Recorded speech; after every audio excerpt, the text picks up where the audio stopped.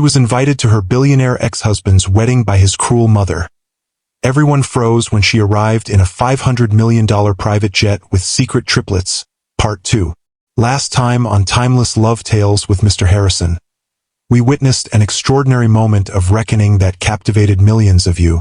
Ava Mitchell, a brilliant businesswoman who rebuilt her life after a devastating betrayal, received an invitation to her ex-husband's wedding, sent by his cruel mother Eleanor with a mocking note. You should see what real class looks like. For years earlier, Eleanor had orchestrated Ava's downfall by slapping her, then pretending to be the victim. Nicholas, blinded by loyalty to his mother, believed the lie and cast Ava aside without question.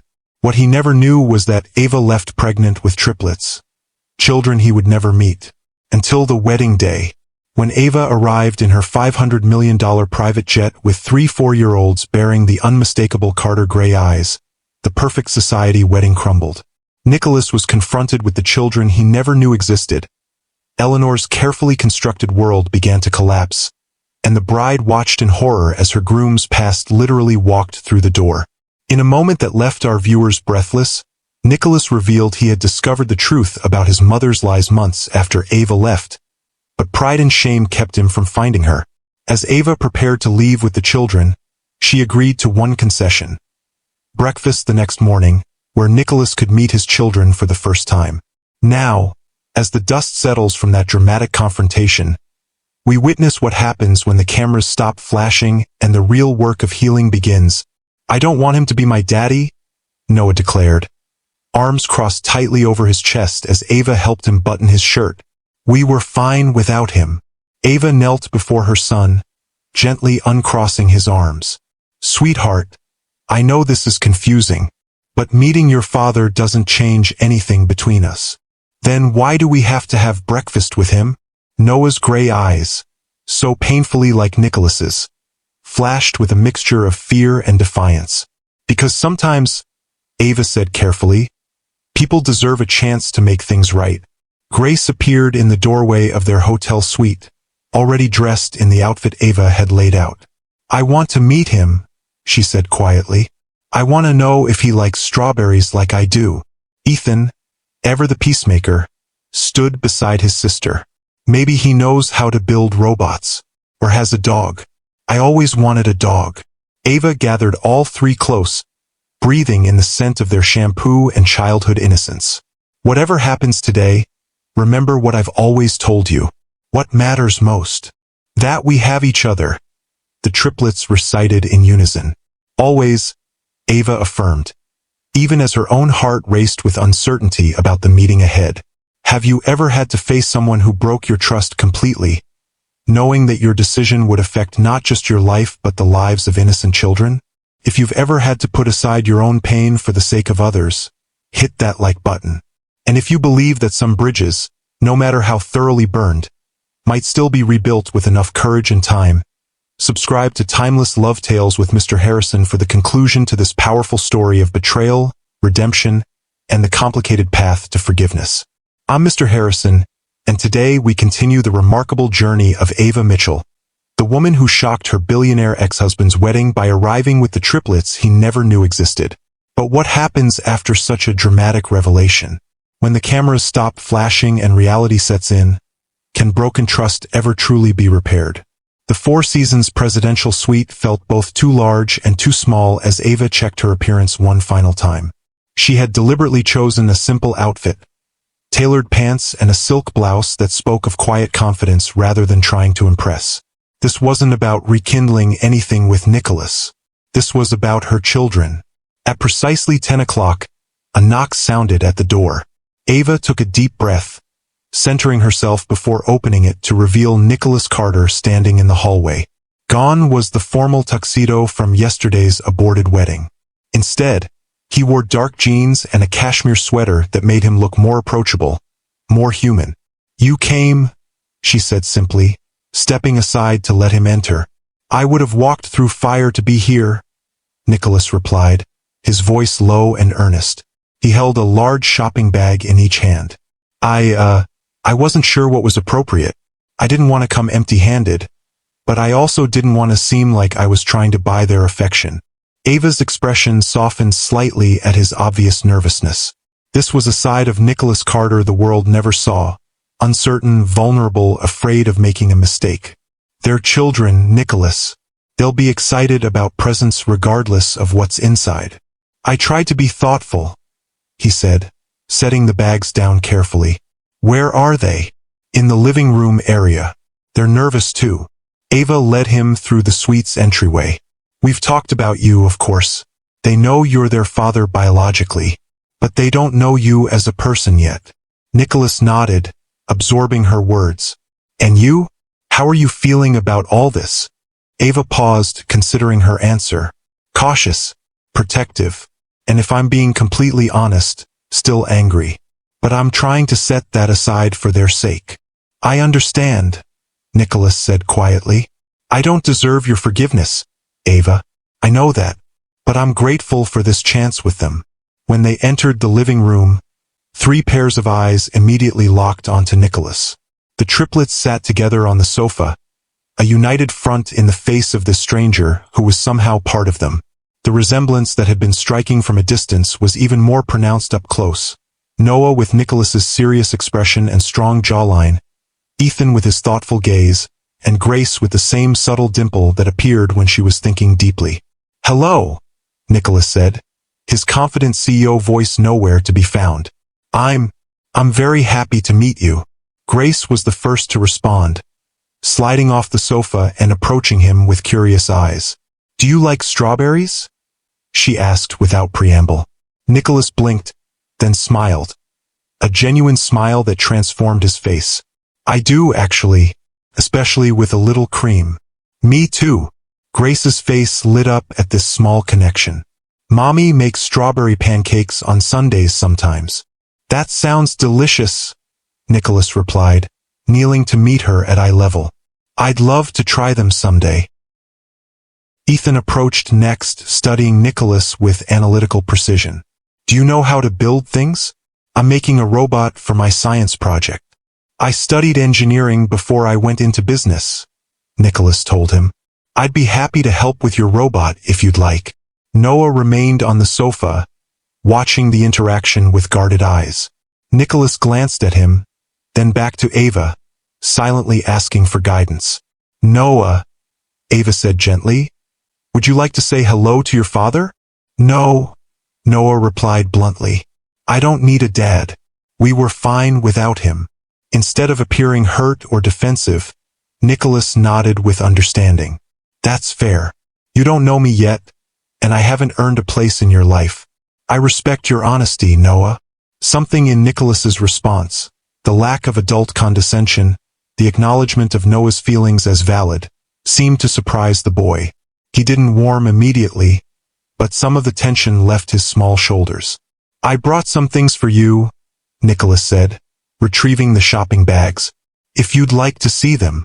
The gifts revealed a thoughtfulness that surprised even Ava. For Grace, a collection of beautifully illustrated children's books about pioneering women in science and art. For Ethan, an advanced robotics kit that made his eyes widen with excitement. And for Noah, despite his standoffishness, a telescope with star charts and a handwritten note promising to show him constellations that weren't visible from city lights.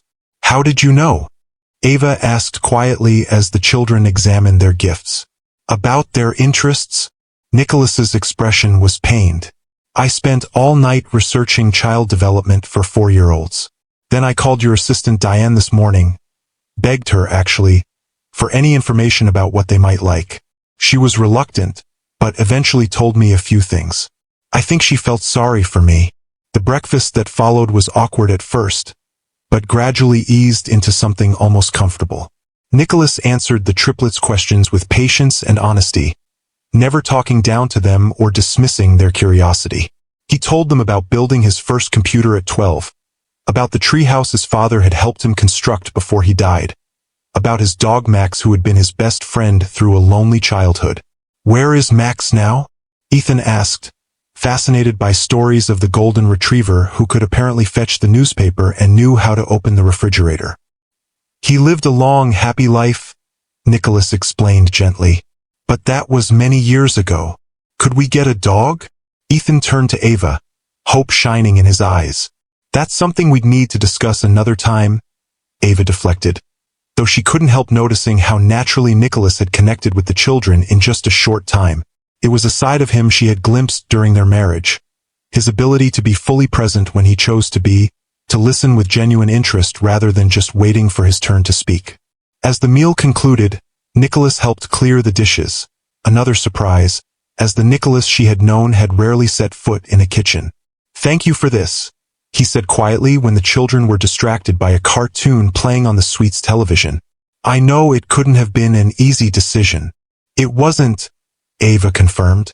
"But they deserve to know you, regardless of our past." Nicholas hesitated, then asked the question that had clearly been weighing on him. "What happens now? I don't want to overstep, but I also don't want to disappear from their lives again." Ava considered her response carefully. "We live in San Francisco. You're here in New York. That's not going to change overnight." "I could visit," Nicholas suggested immediately. "Regularly. And when they're comfortable, perhaps they could visit me sometimes. I have plenty of room, and I could make sure it's child-friendly." "One step at a time," Ava cautioned. "They've just met you. Let's not rush into overnight visits." Nicholas nodded, accepting her boundaries. "Whatever you think is best. I'll follow your lead on this, Ava. I know I have no right to make demands." Before she could respond, her phone chimed with an incoming call. Glancing at the screen, Ava frowned. "It's Marcus. I should take this. He wouldn't call on a Sunday unless it was important." Stepping away, she answered the call, her expression growing increasingly concerned as she listened. "When did this happen? Are you sure?" "Yes, I understand. I'll handle it." When she returned, Nicholas immediately sensed her distress. "What's wrong?" "Someone leaked photos from the wedding yesterday," Ava explained, her voice tight. "They're all over social media and the business news sites. Tech CEO's secret family crashes billion-dollar wedding. Our stock is already responding to the speculation."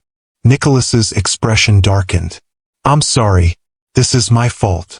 "It's no one's fault," Ava sighed. "It was inevitable once we showed up at such a high-profile event. I just need to get back to San Francisco and handle the fallout before the markets open tomorrow." "Let me help," Nicholas offered immediately. "I can issue a joint statement, take responsibility for the situation. Make it clear that this was my failing, not yours." Ava studied him, weighing his offer against her instinct to handle crises independently, as she had done for 4 years. "A joint statement might actually help," she conceded finally. "But I need to get the children home and meet with my executive team." "Use my jet," Nicholas suggested. "It's fueled and ready at Teterboro. You can be back in San Francisco in 5 hours." "We have our own transportation," Ava reminded him, a hint of her hard-won pride surfacing. Nicholas smiled slightly. "Of course you do. The Horizon one. I should have remembered that Ava Mitchell doesn't need rescuing." Something in his tone, admiration rather than condescension, made Ava soften slightly. "Thank you for the offer, though, and for understanding about cutting this short." As Ava gathered the children and their belongings, Nicholas knelt to say goodbye to each of them. "I hope I can see you again soon," he told them. "Maybe next time I can show you some of my favorite places in New York." "Can you come see my robot when it's finished?" Ethan asked eagerly. "I'd be honored," Nicholas assured him. Grace hugged him spontaneously, her small arms wrapping around his neck. "Thank you for my books. I like the one about the lady astronaut best." "You're very welcome," Nicholas replied, his voice thick with emotion as he carefully returned her embrace. Noah hung back, still wary, but offered a small concession. "The telescope is cool. Thanks." "You're welcome, Noah," Nicholas said, respecting the boy's boundaries by not attempting physical contact. "Maybe someday we could look at the stars together." As they prepared to leave, Nicholas handed Ava a business card. "My personal number is on the back. Not my assistant, not my office. Me. Anytime, day or night." Ava tucked the card into her purse with a nod. I'll be in touch once we're settled back home and I've had time to think about next steps. That's all I can ask for, Nicholas said. At the door, he paused. Ava, for what it's worth, seeing what you've built, both with Horizon and with our children, it's extraordinary. You're extraordinary. The compliment, delivered with simple sincerity, caught her off guard. Goodbye, Nicholas, she said, unable to formulate a proper response to praise from the man who had once broken her heart so completely.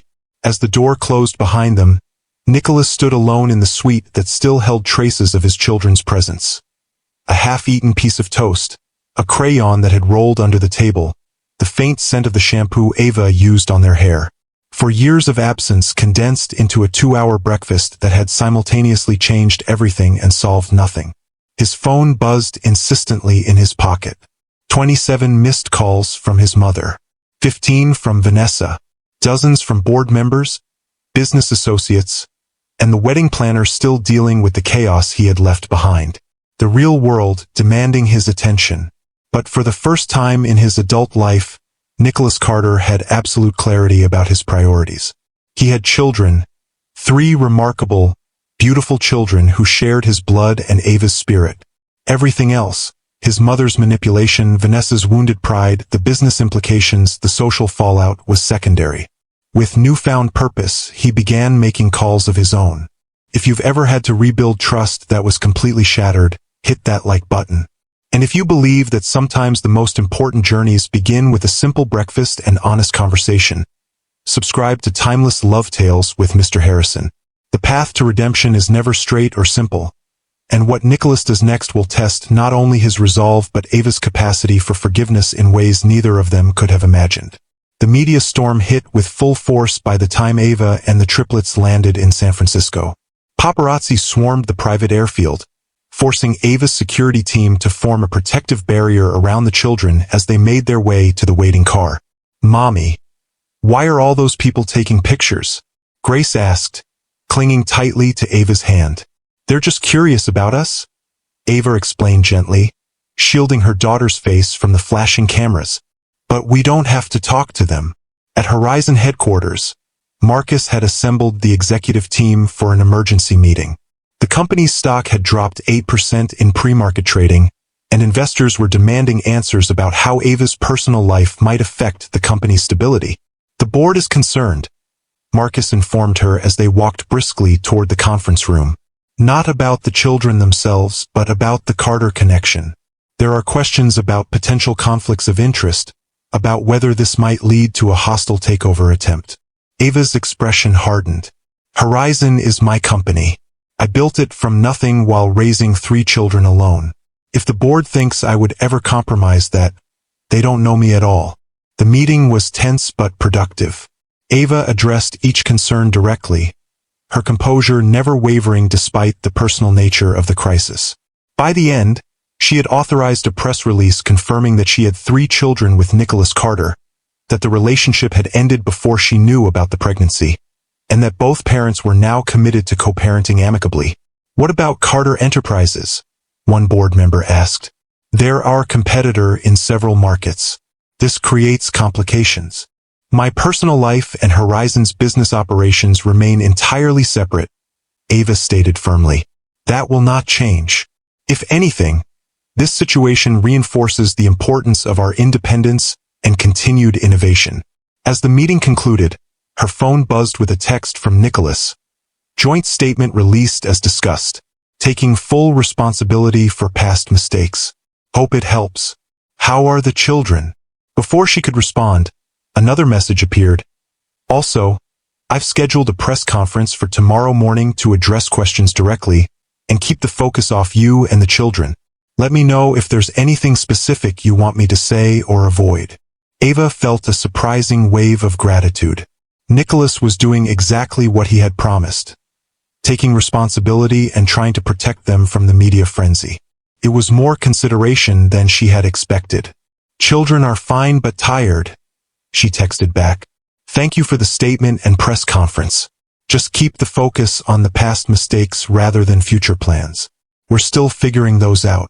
His response came immediately. Understood. taking it one day at a time. That evening, as Ava tucked the exhausted triplets into bed, Noah finally asked the question she had been expecting. Are we going to have to see him a lot now? Ava sat on the edge of his bed, choosing her words carefully. Your father wants to be part of your lives, but we'll take it slowly, and no one will force you to do anything you're not comfortable with.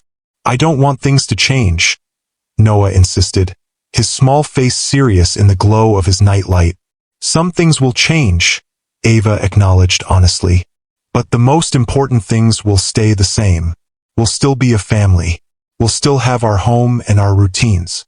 Having your father in your life doesn't take anything away. It just adds something new. Noah considered this, his expression thoughtful beyond his years. Did you love him before? The question caught Ava off guard. Yes, she admitted softly. I loved him very much once.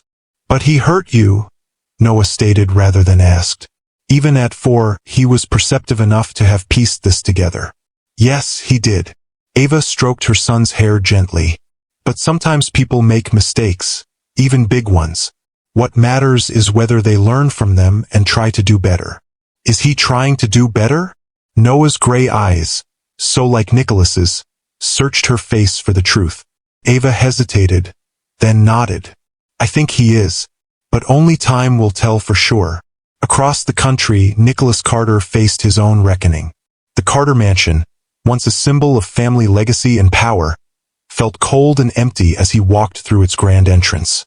Eleanor was waiting for him in the drawing room, her posture rigid with barely contained fury.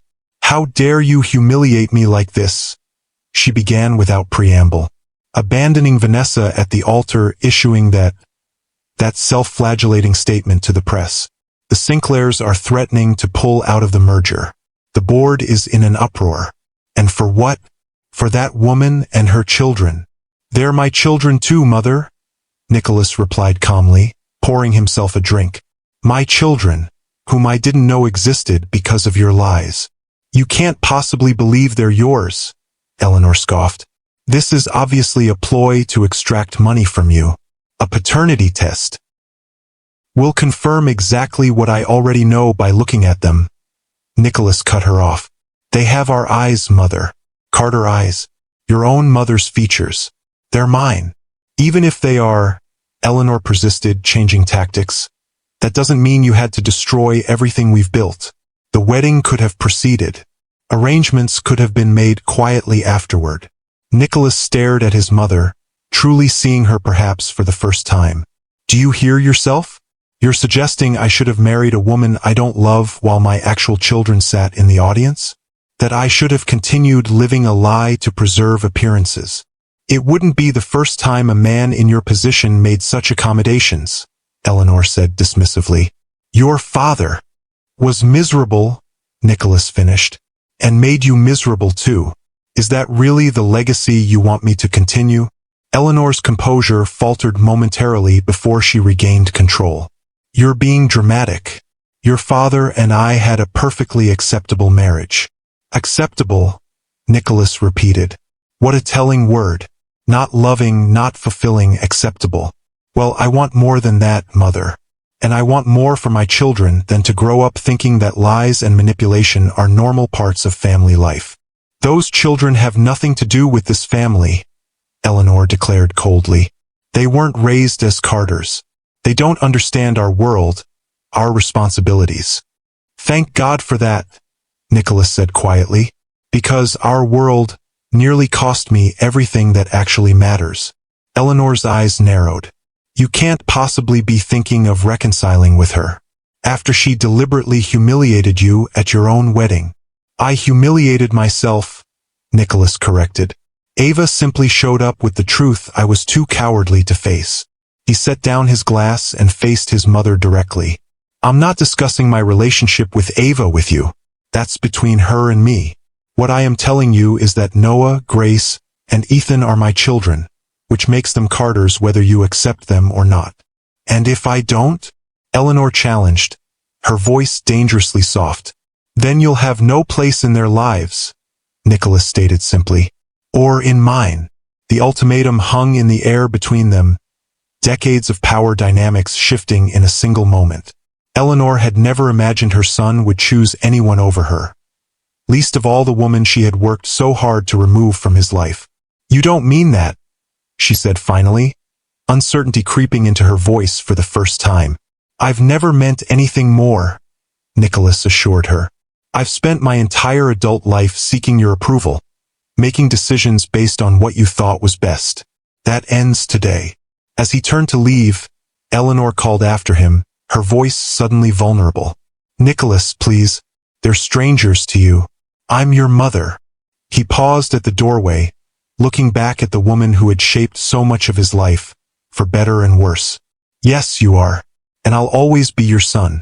But I'm also their father. It's time I started acting like it." The next morning, Nicholas Carter stood before a forest of microphones, cameras flashing as he addressed the press gathered outside Carter Enterprises headquarters. Gone was the uncertain man who had nervously brought gifts to meet his children. In his place stood a leader taking control of his narrative. "For years ago, I made a terrible mistake," he began, his voice steady and clear. "I chose to believe a lie about my then-wife, Ava Mitchell, and I ended our marriage without giving her the chance to defend herself. I later discovered the truth, but by then, my pride prevented me from trying to make amends." He paused, letting the weight of his words sink in before continuing. "What I didn't know was that Ava was pregnant when we separated. She gave birth to triplets, 2 sons and a daughter, and has raised them brilliantly on her own, while simultaneously building Horizon Technologies into one of the most innovative companies in the world." A reporter called out, "Are you planning to seek custody of the children?" Nicholas shook his head firmly. "I have no intention of disrupting the stable, loving home Ava has created. My only hope is to earn a place in my children's lives, on whatever terms Ava deems appropriate. They are my priority now. Not corporate mergers, not social standing, not anything else." "What about your mother's role in the separation?" another journalist asked, clearly fishing for more drama. Nicholas's expression remained composed. "My family's private matters will remain private. What matters now is moving forward in a way that puts the children's well-being first." "And your relationship with Ms. Mitchell?" came another question. "Is there any chance of reconciliation?" "Ava Mitchell is an extraordinary woman who deserves nothing but respect," Nicholas replied carefully. "She owes me nothing. My focus is solely on being the best father I can be to our children, and supporting her however she allows me to." As the press conference concluded, Nicholas's phone buzzed with a text from Ava. "Saw the press conference. Thank you for your discretion and respect." A moment later, another message appeared. "The children have been asking when they'll see you again. If you're serious about being in their lives, we need to establish some consistency. Can you come to San Francisco this weekend?" Nicholas felt his heart leap with unexpected hope. It wasn't forgiveness, it wasn't reconciliation, but it was a beginning. A chance he hadn't dared to imagine just days ago. "I'll be there," he replied immediately. "Just tell me when and where." Over the next 3 months, a new pattern emerged. Nicholas flew to San Francisco every other weekend, spending Saturday and Sunday with the triplets. At first, these visits happened under Ava's watchful eye in public places: parks, museums, child-friendly restaurants. Gradually, as the children grew more comfortable with him and he proved his reliability, the outings extended to include activities without Ava present. Noah remained the most cautious of the 3, but even he began to warm to Nicholas after discovering their shared interest in astronomy. The telescope Nicholas had given him became a bridge between them, father and son spending hours identifying constellations and discussing the mysteries of the universe. Ethan flourished under Nicholas's engineering guidance, his robot project evolving into an impressive creation that won first place at his preschool science fair. And Grace simply adored her father, collecting small mementos from their outings: a ticket stub from the aquarium, a pressed flower from the botanical garden, a feather found during a walk. In a special box she called her Daddy Treasures. For Ava, watching this relationship develop brought complicated emotions. There was joy in seeing her children connect with their father, pain in witnessing the easy bond that should have existed from birth, and lingering anger at the years lost to Nicholas's cowardice and Eleanor's manipulation. "You're handling this with remarkable grace," Marcus commented one evening as they reviewed quarterly projections in her office. "I'm not sure I could be so generous in your position." "It's not about generosity," Ava replied, her gaze drifting to the framed photo of the triplets on her desk. "It's about giving them something I can't provide alone. A father who loves them. Whatever happened between Nicholas and me, he's proving to be a good father." "And what about between you and Nicholas?" Marcus asked carefully. "The way he looks at you sometimes." Ava shook her head firmly. "That's not on the table. Co-parenting is one thing. Reopening old wounds is another entirely." But despite her resolve, Ava couldn't deny that something was shifting between them. Small moments, Nicholas remembering how she took her coffee, his genuine interest in Horizon's latest innovations, the way he never overstepped the boundaries she set, began to accumulate, creating tiny cracks in the wall she had built around her heart. The real test came when Eleanor Carter unexpectedly appeared at Horizon's headquarters one Tuesday afternoon, requesting a private meeting with Ava. "She's waiting in the main conference room," Diane informed her nervously. "I tried to ask if she had an appointment, but she's intimidating." "Yes, that's her specialty," Ava replied dryly. "It's fine, Diane. I'll handle it." Eleanor Carter looked exactly as Ava remembered, elegant, poised, and coldly beautiful despite her advancing years. She stood as Ava entered the room, her expression unreadable. "Ava," she greeted with a slight nod. "Thank you for seeing me." "I'm curious what brings you to San Francisco," Ava replied, remaining standing rather than taking a seat. "Nicholas didn't mention you were visiting." "Nicholas doesn't know I'm here," Eleanor admitted. "This visit is my own initiative." Ava raised an eyebrow. "I see. And what exactly did you hope to accomplish by coming here unannounced?" Eleanor hesitated, seeming to choose her words with unusual care. "I wanted to see you. To see this." She gestured vaguely at the Horizon offices visible through the glass walls. "To understand what my son sees." "In my company?" Ava asked, deliberately misunderstanding. "In you," Eleanor clarified. "In the life you've built. In the future he seems determined to pursue." Ava felt a flicker of alarm. "Nicholas and I are co-parenting, nothing more. If he's given you another impression—" "He hasn't said anything explicitly," Eleanor interrupted. "He doesn't confide in me the way he once did. But I know my son. I see how he's changed since discovering the children, since rediscovering you." "People change when they become parents," Ava said carefully. "It shifts their priorities." "It's more than that."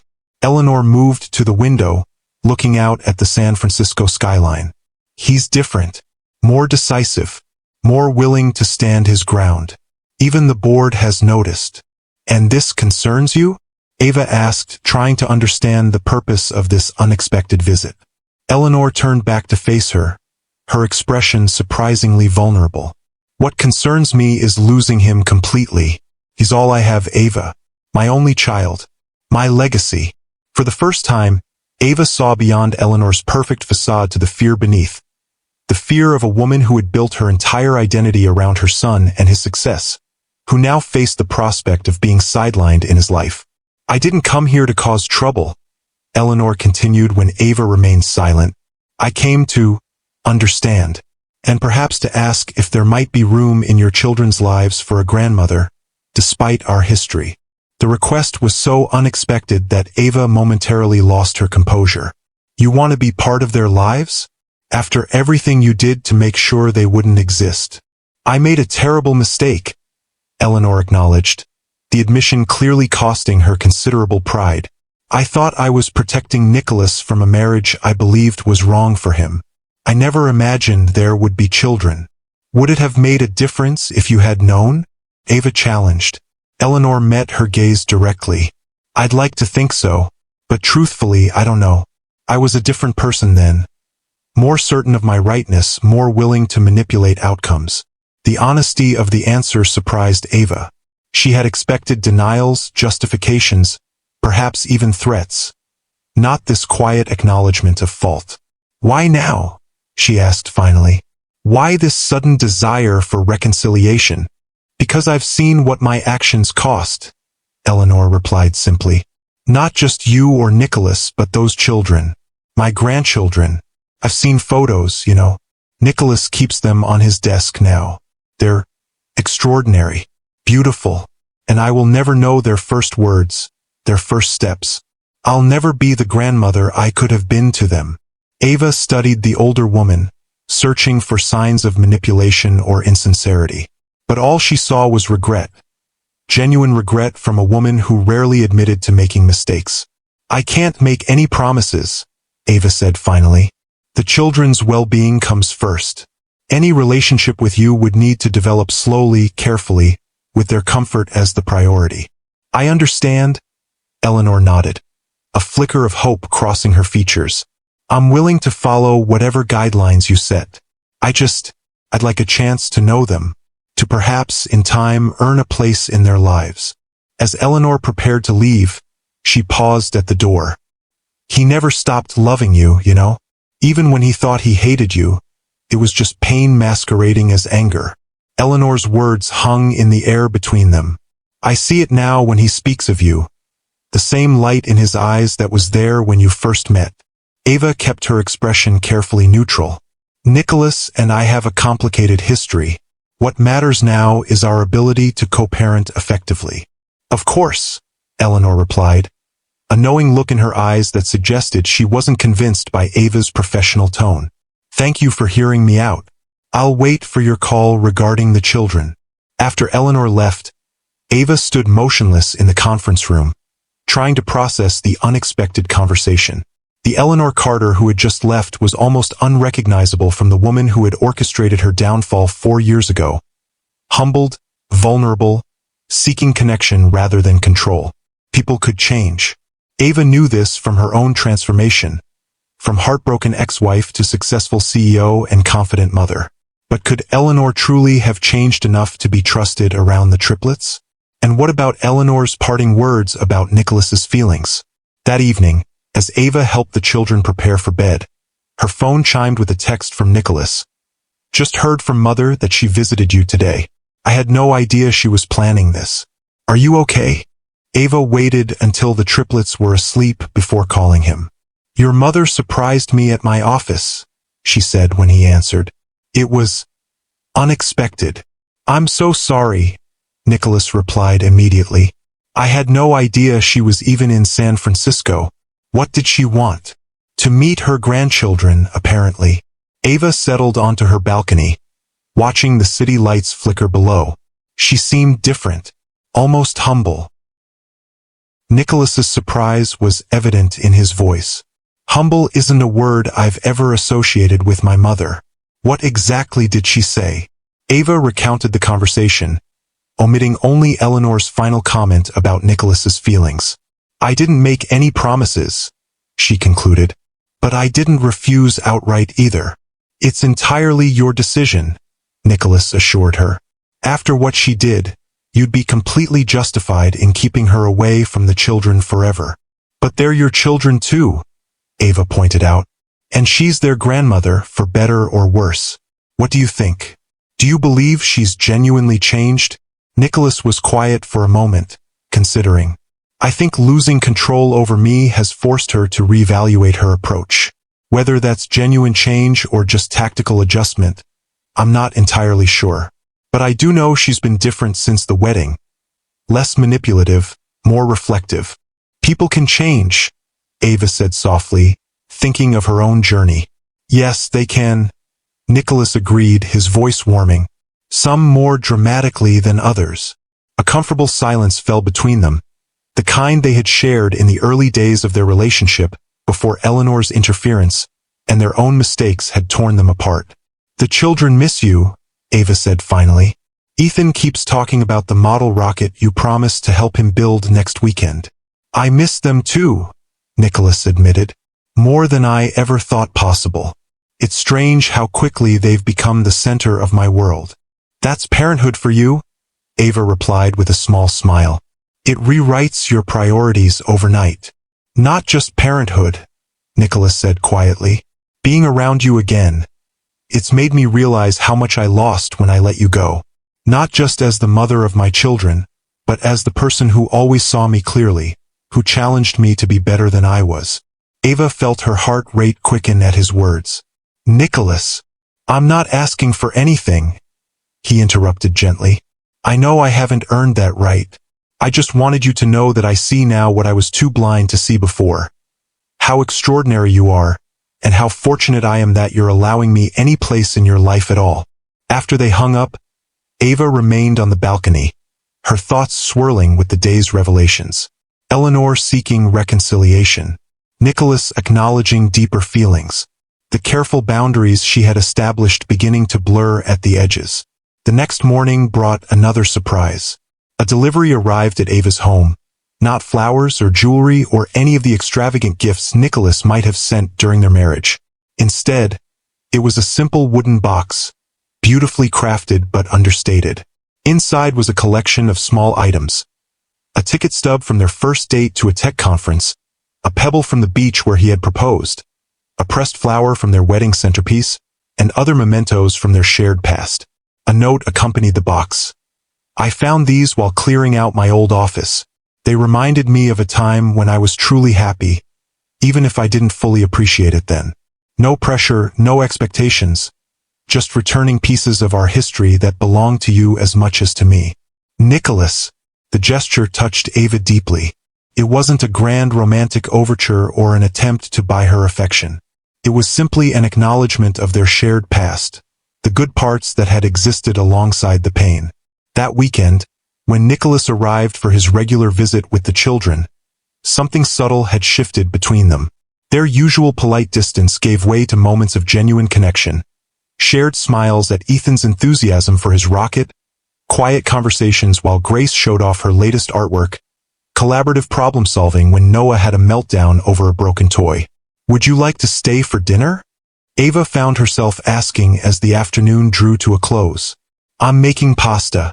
Nothing fancy, but there's plenty. Nicholas looked surprised but pleased by the invitation. I'd like that very much. Thank you. Dinner was surprisingly comfortable. The five of them around Ava's kitchen table, the children chattering about their day, Nicholas and Ava exchanging amused glances over their antics. It felt, in some strange way, like the family they might have been if things had gone differently. After the children were in bed, Nicholas helped Ava clear the dishes, the domestic task feeling both foreign and familiar between them. Thank you for including me tonight, he said as he dried the last plate. It meant a lot. It felt right, Ava admitted. The children enjoyed having you here for the whole evening routine. Just the children? Nicholas asked, his tone light but his eyes serious as they met hers.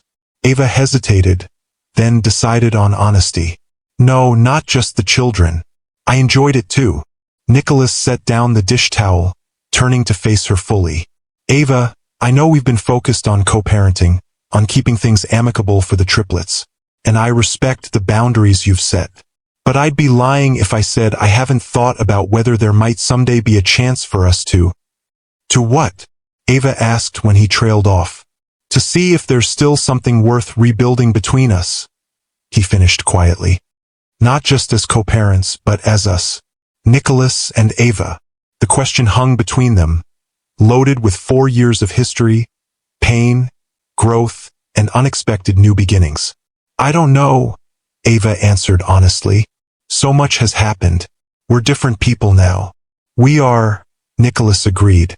But maybe that's not a bad thing. Maybe we needed to become these versions of ourselves to have any chance at getting it right.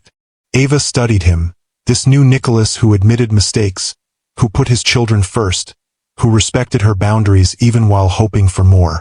He was right. They had both changed, grown in ways that might actually make them better suited now than they had been before.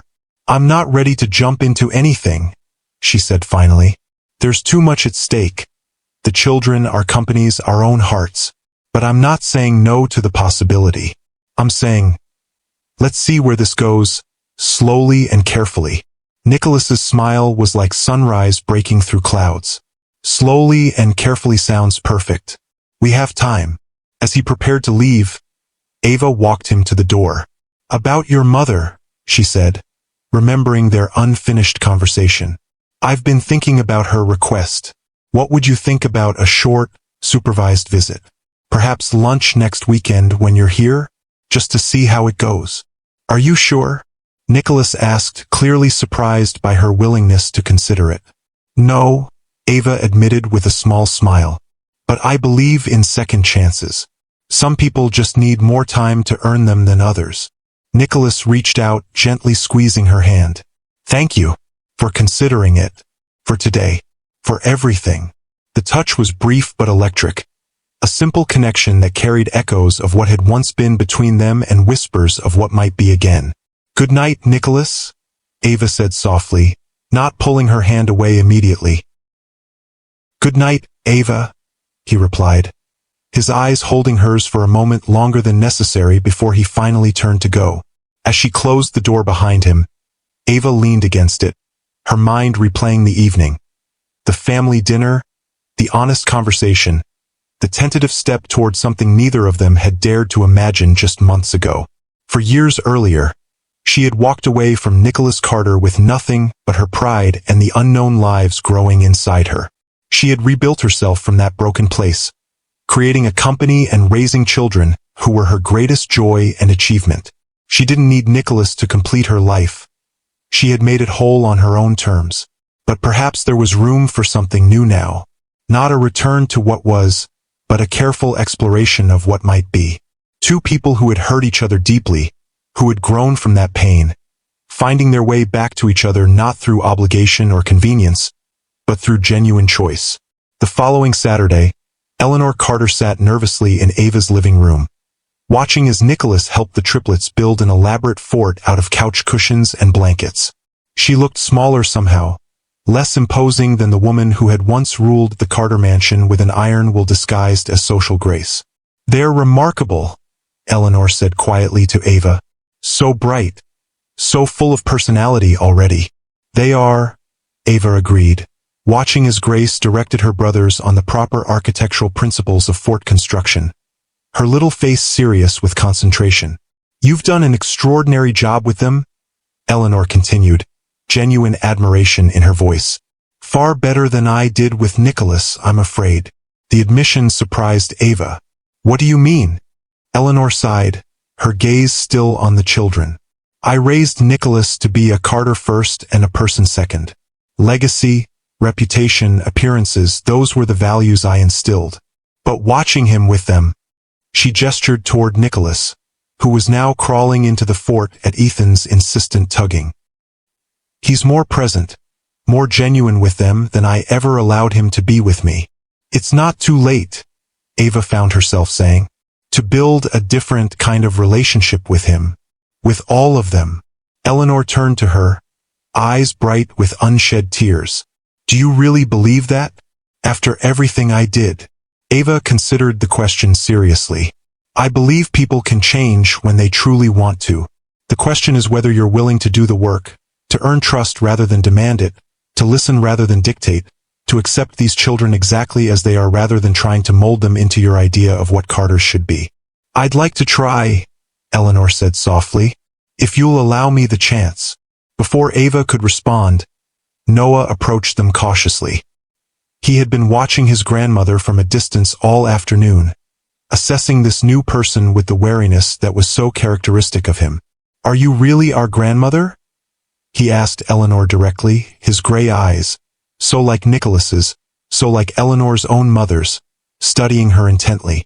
Eleanor nodded, careful to keep her tone gentle rather than commanding. Yes, I am. My name is Eleanor. Why haven't we met you before? Noah pressed, always the one to ask the difficult questions. Eleanor glanced at Ava, silently seeking guidance on how to answer. Ava gave a small nod, encouraging honesty within appropriate boundaries. Because I made mistakes, Eleanor told him simply. I wasn't very kind to your mother a long time ago, and it took me too long to realize that was wrong. Noah considered this, his expression serious. My mom says when you make a mistake, you have to say sorry and try to do better. Your mother is very wise, Eleanor replied, a hint of a smile touching her lips. I am sorry, and I am trying to do better. Noah studied her for another long moment, then delivered his verdict. Okay, do you want to see our fort? I made the entrance. It was a small moment, a tentative beginning rather than a dramatic reconciliation. But as Eleanor carefully followed Noah to the cushion fort, accepting Grace's detailed instructions on the proper way to enter and Ethan's excited explanation of how they'd used physics principles to support the roof, Ava saw something she had never expected. The formidable Eleanor Carter humbling herself to enter a child's world on the child's terms. Nicholas caught Ava's eye across the room, his expression a mixture of amazement and gratitude. In that shared glance was an acknowledgement of how far they had all come, from betrayal and bitterness to this tentative new beginning. Later, after Eleanor had left and the children were in bed, Nicholas and Ava sat on her balcony. The city lights spread before them like earthbound stars. Thank you for today, Nicholas said, his voice quiet in the evening stillness. Seeing Mother with the children, it was something I never thought possible. She's trying, Ava acknowledged. That counts for something. It counts for everything, Nicholas replied. Trying is where healing begins. Ava turned to look at him. This man who had once broken her heart so completely and was now carefully, patiently showing her who he had become. Is that what we're doing? Healing. Nicholas reached across the space between them, his hand finding hers in a gentle touch that asked for nothing but offered everything. I hope so, he said simply. I hope we're healing the past and maybe, if we're very fortunate, building something new. Something stronger because of what we've learned, not in spite of it. Ava didn't pull her hand away. Instead, she turned it slightly, allowing their fingers to intertwine. A small gesture that spoke volumes about possibility and second chances. Slowly and carefully, she reminded him, but there was warmth in her voice now, and perhaps the faintest hint of hope. Always, Nicholas promised, his eyes holding hers in the gentle darkness. We have all the time in the world.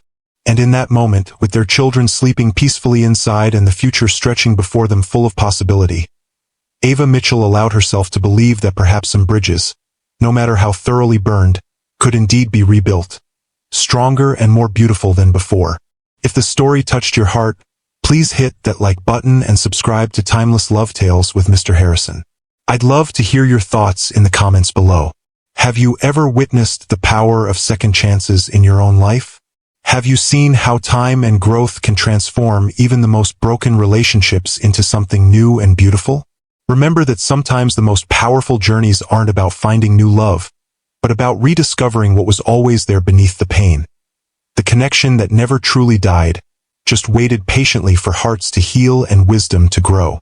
Until next time, this is Mr. Harrison, reminding you that in life's most difficult chapters, we often find the courage to write our most beautiful endings.